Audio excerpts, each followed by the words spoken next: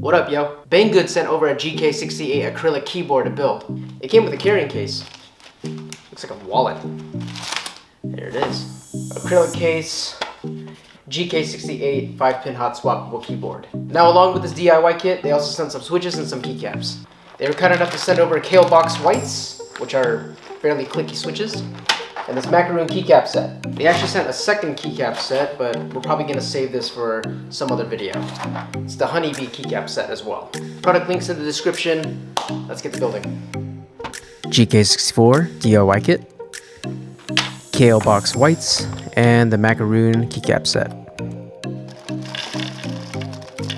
For those that want to get into custom keyboards, it's pretty easy. Honestly, it's just a DIY kit. Put the switches in, line up the pins, and you're good to go.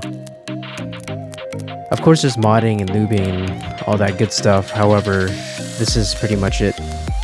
You just put the switches in and keycaps, and you got yourself a custom keyboard.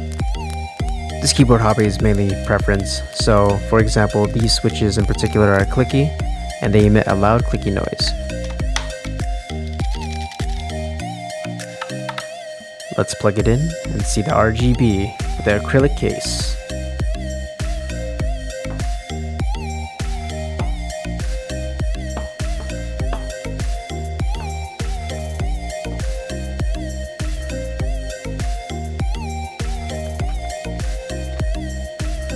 After testing all the switches and they all work, now we put the keycaps.